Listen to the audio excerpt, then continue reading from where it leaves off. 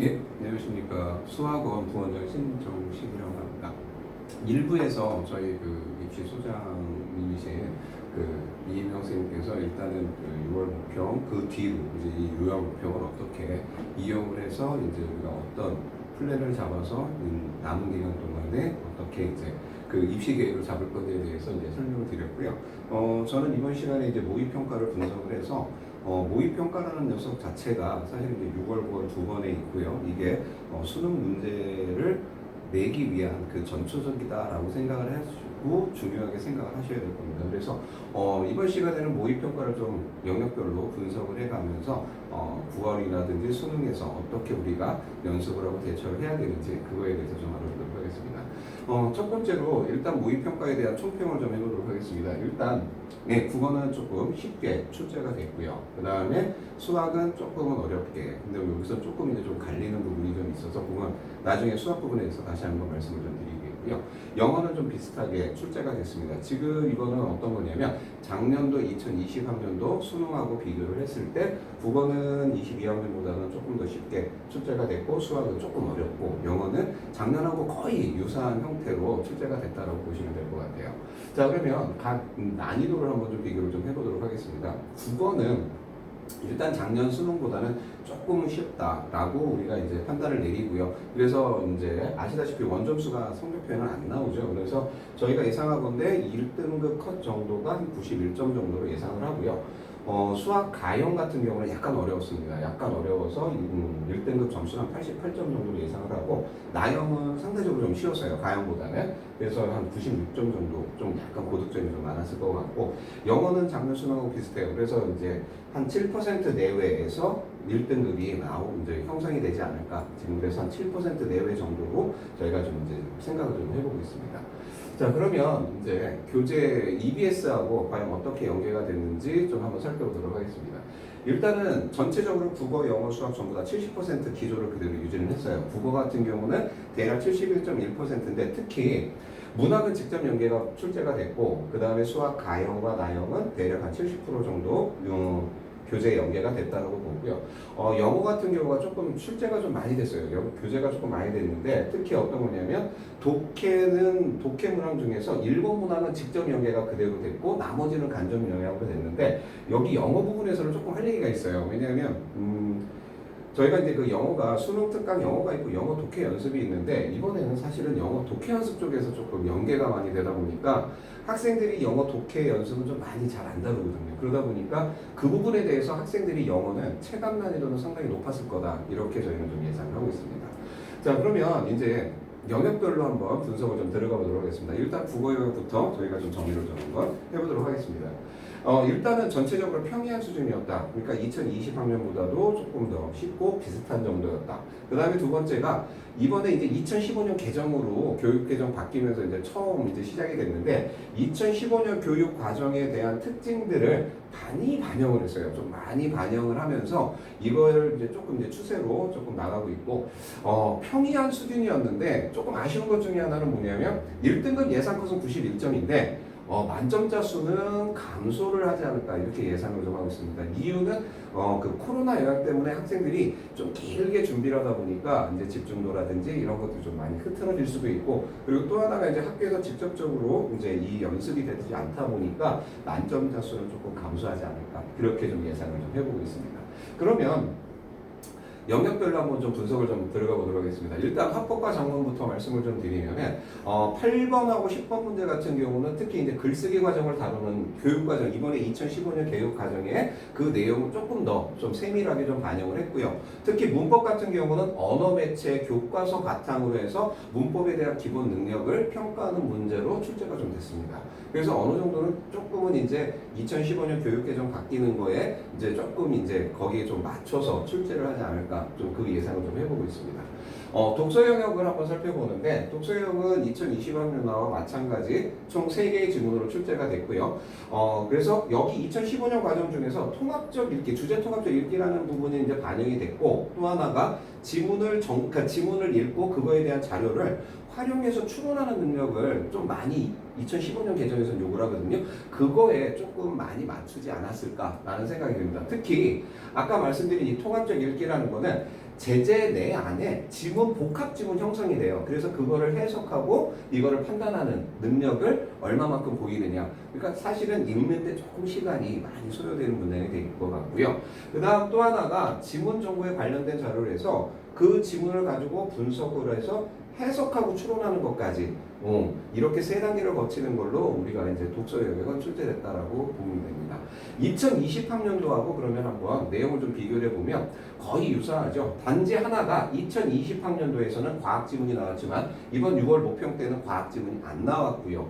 2020학년도 수능에는 기술 지문이 안 나왔고 이번 6월 달에는 기술 지문이 나왔고요. 그래서 과학 지문이 빠지고 기술 지문이 들어가는 상태고, 근데 과학 지문은 언제든지 나올 수 있다라는 걸 우리가 좀 감안을 하고 준비를 하셔야 될 거예요. 특히 과학 지문 나오면 좀 상당히 복잡하게 나오고 아마 그 통합적 읽기 능력을 한다라고 하면 과학 지문이 나오지 않을까. 그런데 이제 한 가지 여기서 이제 저희가 좀 뺐는데 2020학년도에서도 예술 지문은 안 나왔고요. 이번에 6월 모평에서도 예술 지문은 출제가 되지 않았습니다. 자, 그럼 이번에는 문학 영역에 대해서 좀 살펴보는데 이 문학 영역에서는 갈래별 특성에 따르는 문제 유형들이 단계로 잘 출제가 됐고요. 또 하나가 이번에는 특이하게 수필이 출제되지 않고 고전소설하고 극지문이 복합지문으로 출제가 됐습니다. 이거는 이따가 수능하고 좀 비교를 좀 해드리도록 할 거고요. 여기 보시는 것처럼 6월 모평 때는 극 부분하고 소설, 고전소설이 갈래복합지문으로 나왔고 2020학년도에서는 고전시가하고 수필이 갈래복합으로 나왔었어요. 그런데 이번 6월 달에는 수필이 나오지 않고 고전소설에서 갈래복합지문이 문제가 출제가 됐습니다. 자, 그러면 우리가 이제 국어 영역 같은 경우 이제 모의평가가 끝났다. 그러면 이제 저희가 어떻게 준비를 앞으로 하고 9월도 있고요. 그다음에 수능까지 어떻게 준비를 해야 되는지 그거에 대해서 좀 살펴보면은 1, 2등급 학생들 같은 경우는요. 문제 난이도가 전체적으로 2020학년도하고 비슷하다라고 한다면 시간 내에 정확하게 완벽하게 풀 수 있어야 되고, 특히 이제 복합지문 능력, 통합적 읽기 능력이라든지 그런 것들을 많이 요구하다 보니까 고난도 문제를 집중해서 풀 수 있는 연습이 꼭 들어가야지 고득점이 나올 것 같아요.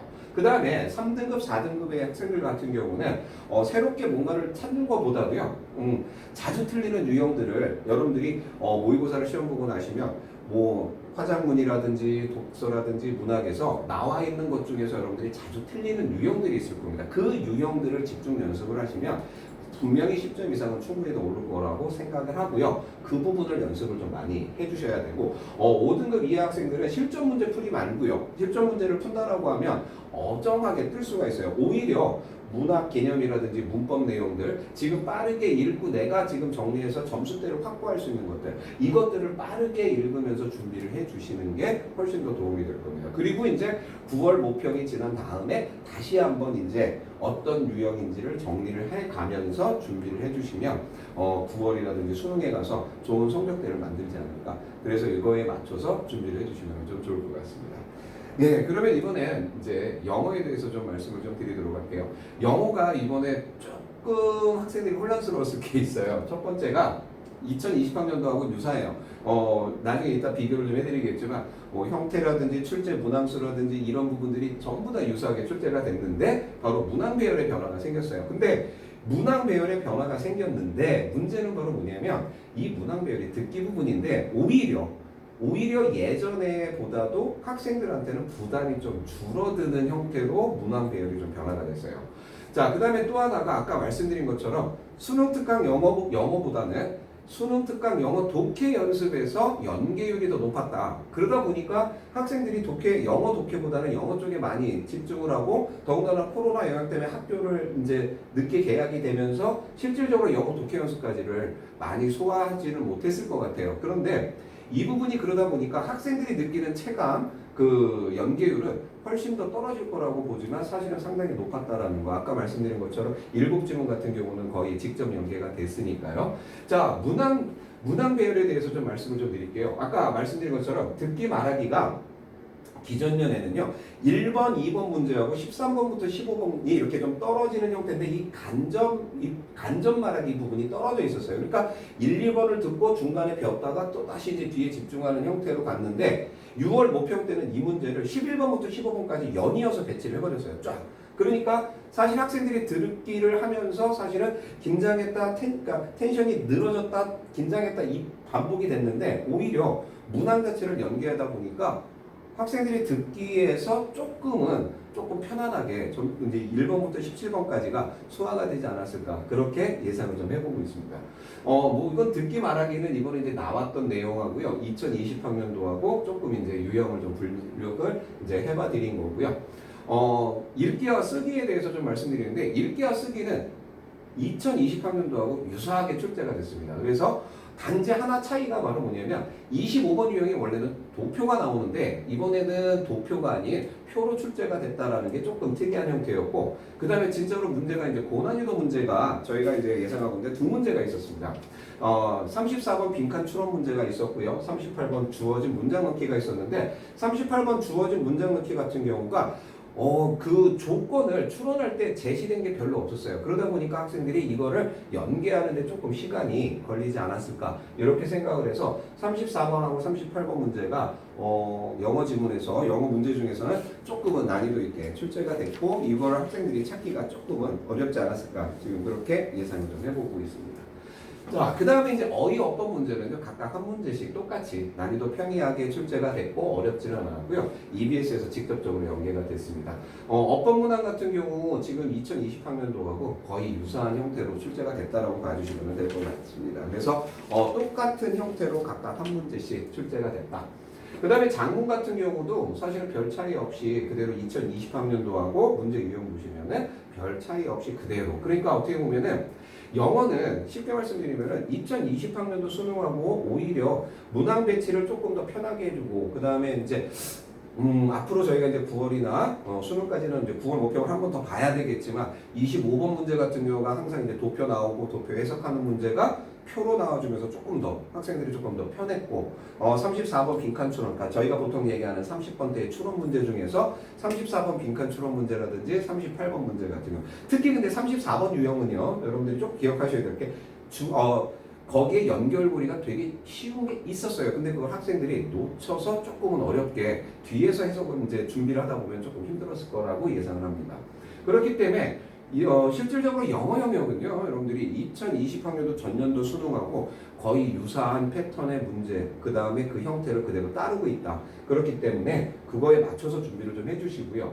특히 1, 2등급 나오는 학생들은 무조건 만점이죠. 무조건 만점을 목표로 삼으셔야 되고 특히 이제 빈칸 추론 문제하고요. 그 다음에 어법, 어휘 유형은 풀이법은 완벽하게 숙지를 해주시고 특히 이번에 이제 어법하고 어휘 문제 같은 경우는 EBS 직접 연계가 됐어요. 그러다 보니까 그 부분에 대해서 여러분들이 다시 한번 EBS를 반복하시는 거, 그 훈련하시는 걸 꼭 잊어버리시면 안 될 겁니다. 그리고 이제 3, 4등급 학생들 같은 경우는 모평 전까지 일단은 똑같아요. 국어랑 마찬가지로 자기가 취약한 부분이 있을 겁니다. 1번부터 17번 문제, 그 다음에 18번 문제부터 30번대 초반 문제, 30번 추론 문제 앞쪽하고 뒤쪽하고 중간 쪽 나뉘죠. 그랬을 때 자기가 어느 부분에 약점을 보이느냐 특히 이제 많이 3, 4등급 대 학생들이 약점 보이는 게 대부분이 이제 30번대 나오는 추론 문제들인데 그 추론 문제들을 여러분들이 이번 여름방학부터 9월 모평까지 완벽하게 보강을 해주셔야 돼요. 그래서 그 문제 유형들을 좀 많이 반복하면서 패턴을 읽으면서 그 문제풀이하는 그 문제풀이법을 여러분들 나름대로 그걸 숙지를 하고 계셔야 돼요. 그래서 그 약점이 잡혀지지 않으면은 1, 2등급으로 올라가기가 조금 힘드실 거고 남은 기간 동안에 충분히 그 부분은 소화가 되니까 그걸 좀 준비를 해주셔야 되겠고요. 그 다음 5등급 이하 나오는 학생들은 이제 급해지죠. 저희가 이제 특히 이제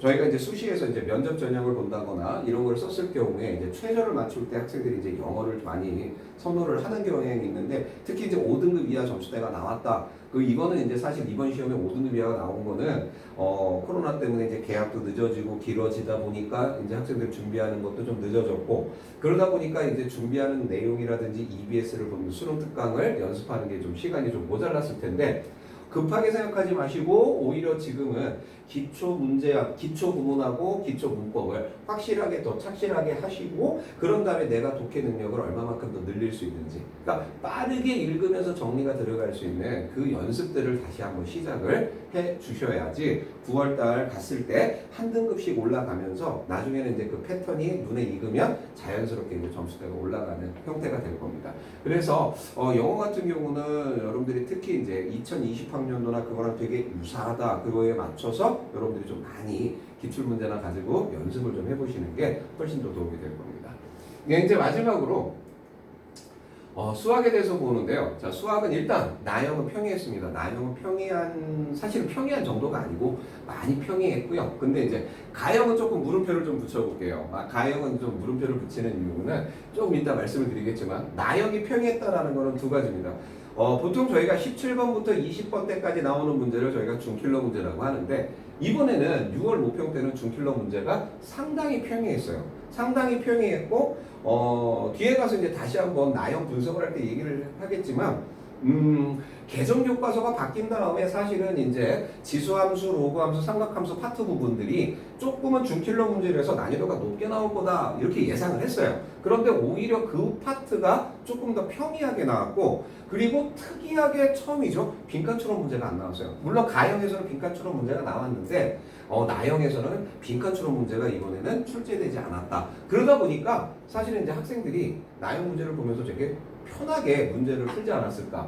그런 그리고요 가형 같은 경우는 중킬러급 문제들이 상당히 난이도가 높았어요. 오히려 그리고 나서 중킬러급 문제들의 17번 때 문제들이 그 변별력을 판단하는 데 상당히 높게 출제가 되면서 그래서 가형은 이 부분을 막힌 학생들은 상당히 점수대가 힘들고 어려웠을 거고 이 부분을 좀 무난히 부드럽게 넘기는 학생들은 조금 더 쉽다라고, 그러니까 평이했다라고 느껴질 수도 있을 것 같아요. 그런데 특히 중요한 건 바로 뭐냐면 이 부분이거든요. 지금 이번에 이제 올해 같은 경우는 기하 벡터가 빠지면서 원래 29번은 기하 벡터에 기하 벡터가 들어가는 문제 자리인데 이번에 빠지면서 29번에 확률 통계 문제가 나왔는데 확률 통계 29번 문제가 상당히 난이도가 높았어요. 난이도가 높다 보니까 확률 통계를 조금 쉽게 접근하고 준비했던 학생들한테는 29번 문제가 조금은 어렵게 다가왔을 겁니다. 자, 그러면 일단 가형부터 좀 살펴보도록 하면요. 가형 일단 확률 통계는 총 8문항이 출제가 됐고 지금 경우의 수, 확률, 통계 이렇게 돼 있는데 아직은 통계가 안 나오죠. 그래서 9월 달부터 이제 통계 범위가 나오는데 오히려 이 통계 쪽의 범위가 나오면서 학생들이 확률 통계는 조금 더 난이도를 낮게 형성이 될 거라고 예상을 합니다. 그 다음에 미적분은 아직 지금 적분법은 안 나왔고 이번에 이제 시간이 늦어지다 보니까 아마 미분법까지 이제 나오고 이제 미분법까지 출제가 됐고요. 총 10문항이 출제가 됐는데 여기에서가 아마 조금 학생들의 등급이 조금 많이 갈리지 않았을까 이렇게 예상을 합니다. 이거는 됐고요. 그러면 가형의 특이사항에 대해서 좀 살펴보면은요.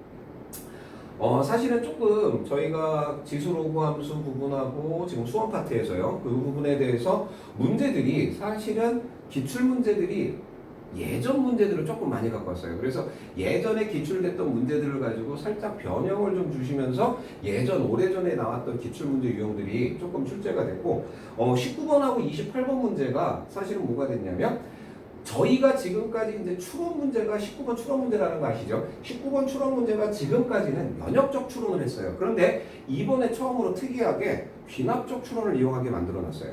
그러다 보니까 학생들이 19번 킬러 문제다라고 해서 방학 동안 준비하셨을 때 대부분이 연역적 추론을 했을 텐데 문제가 기납적 추론으로 갑자기 탁 나오는 순간 학생들이 조금은 좀 당황하면서 조금은 어렵지 않았을까 이렇게 예상을 하고요. 특히 28번 문제 같은 경우는 극한하고 삼각함수 연계를 했어요. 그래서 사실은 28번 문제가 상당히 고난이도 문제로 책정이 돼서 요거 같은 경우 이 두 가지는 여러분들이 앞으로 공부를 하실 때도 꼭 조심을 좀 해주셔야 될 그런 패턴이라고 좀 생각이 듭니다. 자, 그럼 이제 나형에 대해서 좀 살펴보도록 할 텐데요. 나형은 상당히 아까 말씀드린 것처럼 편이했다라고 말씀드렸고, 특히 이제 저희가 예상했던 게 지수함수, 로그함수, 삼각함수가 처음으로 이제 문과 학생들한테 출제가 되는 파트라서 난이도가 조금 높게 들어가지 않을까 했는데 오히려 상당히 난이도를 낮게 한 상태의 문제가 됐습니다. 그리고 이번에는 이제 코로나 영향 때문에 적분까지 문제가 출제가 됐고요. 그래서 수투에서는 총 12문항이 출제가 됐습니다. 그리고 확률 통계는 7문항이 출제가 됐어요. 7문항이 출제가 됐고 그렇게 난이도가 높지는 않았고 조금 평이하게 출제가 됐다. 그럼 나형의 특이사항은요. 계속 강조하는데 난이도가 되게 평이했어요. 그 다음에 또 하나 바로 아까 말씀드린 것처럼 지수, 로그, 삼각함수가 진짜 기본 문제 중심으로 출제가 됐어요. 근데 이거는 여러분들이 조심하셔야 될 게 한 가지가 있어요. 지금 6월 모평에서 기본 문제가 출제됐다라고 하지만 실질적으로 저희가 판단하거나 저희가 앞으로도 예상을 하면은 나형에서 변별력을 주는 중킬러급은요 반드시 이 파트에서가 나올 확률이 가장 높고요. 또 하나가 이 부분이 난이도가 조금 어렵게 내면은 상당히 힘들 수도 있어요. 그렇기 때문에 여기를 기본 문제 중심으로 공부하시기보다는 조금은 난이도를 좀 높여서 공부를 준비하시는 게 훨씬 더 도움이 될 겁니다. 그리고 21번, 29번, 30번 특히 이제 30번 문제 같은 경우는 아까 전에 이제 가형 특이사항에서 말씀드렸는데 조금 옛날 기출 문제를 좀 나왔다고 하는데 30번 문제도 사실은 마찬가지예요. 30번 문제 같은 경우는 그러니까 특이하기보다는 가장 수능에서 많이 나왔던 함수의 형태들이 나왔어요. 그래서 요 세 문제 같은 경우가 킬러 문제는 킬러 문제인데 어렵진 않았고 21번 문제가 이제 가형 공통 문항으로 해서 가형의 난이도 조절 때문에 이제 같이 섞여서 나온 문제인 것 같고요. 29번 문제가 아까 말씀드린 확률 문제고요. 30번 문제 다항함수 미분인데 아까 말씀드린 것처럼 예전에 많이 기출됐던 형태의 문제들로 나왔다. 이렇게 말씀을 드리겠습니다. 자, 그러면 일단 수학도 이제 모의평가 후에 어떻게 할 건지 이제 그 부분에 대해서 말씀을 좀 드려보도록 할게요. 지금 현재 1, 2등급 맞은 학생들 같은 경우는요, 문과 학생들이든 이과 학생들이든 지금은 무조건 고난이도 문제 집중하셔야 돼요. 왜냐하면 기본 점수대가 맞춰졌다라고 하면 가장 중요한 건 한두 문제로 저희가 1등급, 2등급이 나뉘기 때문에 고난이도 문제를 지금부터는 많이 연습을 하시고 쉬운 문제는 눈으로 푸세요. 눈으로 빠르게 가면서 그냥 머릿속에서 정리하면서 그려질 수 있는 그런 연습들이 해주셔야 되고 3등급, 4등급 학생들 같은 경우는 분명히 보이실 거예요. 저희가 대놓고 얘기하면 이제 말씀드리면 17번, 19번, 20번, 21번, 29번, 30번 6문항이 될 겁니다. 이 6문항 중에서 절반을 잡는다. 즉 중킬러급만 잡을도록 해주셔야 돼요. 그러니까 고난이도다라고 해서 21번이나 29번, 30번을 손을 내는 게 아니라 그 앞에 있는 중킬러 문제를 내가 소화를 한다. 그 부분이 아마 여러분들이 쉽게 많이 틀리는데 그 부분을 연습을 하시면 기본 점수대가 높아지면서 등급 향상에 도움이 될 거고요. 5등급 이하의 학생들 문제는 이렇게 말씀드릴게요. 앞부분에서부터 틀리기 시작하면 안 됩니다. 앞부분을 확실하게 내 기본 점수대를 만들어 놓고 내가 중킬러급에서 몇 개를 건져올 수 있느냐. 즉 3점짜리, 2점짜리 유형은 빨리 끝내주셔야 되고 4점짜리 쉬운 4점이 있죠. 그 쉬운 4점 문제들을 빨리게 건져낼 수 있게 해주셔야 되는데 그 문제들이 여러분들이 이걸 생각하셔야 돼요. 기본 개념을 가지고 해석하는 문제들이다. 그렇기 때문에 오히려 지금 여름방학 때부터 여러분들 9월 모평까지 요때 오히려 기본 문제를 확실하게 다시 한번 다잡으시면서 정리를 들어가시는 게 여러분들이 등급을 올리는데 도움이 되는 방법이 될 겁니다. 자, 지금까지 이제 저희가 일부 그 내용하고 2부에서는 이제 제가 이제 모의고사 이제 평가하고 분석을 좀 해봤는데 여러분들이 공통적으로 느껴지시는 게 저희가 이제 시험 끝나고 이제 느껴지는 게 딱 하나가 있습니다. 특히 이제 국어 같은 경우 2015학년 개정이 바뀌면서 사실은 이제 뭐냐면 문제의 흐름이나 이런 것들이 약간씩은 바뀌는데 2020학년도가 크게 변화를 주려고 하는 것 같지는 않아요. 대신 이제 그 안에서 특히 이제 독서 지문 같은 경우 이제 그 제재문 안에 복합 지문을 어떻게 빠르게 내가 읽고 해석해 내느냐. 그 다음에 이제 문학 같은 경우는 이제 갈래 복합 지문이 어디에서 어떻게 나왔을 때 그거를 내가 어느 만큼 빠르게 가느냐. 그 부분에 대해서 여러분들이 연습을 좀 해주셔야 되고 영어 같은 경우는 평이하게 출제가 되고 거의 유사한 형태로 출제가 된다. 그렇기 때문에 기존에 했던 연습도 하는 방식들하고 아까 말씀드린 것처럼 그 등급대처럼 연습을 계속 꾸준히 해나가 주시면 될 것 같고요. 수학 같은 경우는 이제 나형 같은 경우 학생들 올해 같은 경우 이제 새롭게 출제되는 부분들이 많기 때문에 나형 학생들 같은 경우는 조금 조심해서 준비를 좀 해주셔야 되고 특히 나형 중상위권 학생들은요. 준킬러급에 있는 문제들이 6월달에 평이했다라고 해서 9월달까지 수능까지 평이하다라는 보장이 없습니다. 점수대가 지금 워낙 낮게 형성이 이제 좀 높게 형성이 돼 있기 때문에 그 부분에 대한 조절이 들어갈 수도 있어요. 그렇기 때문에 그 부분은 반드시 여러분들이 조심해 주셔야 됩니다.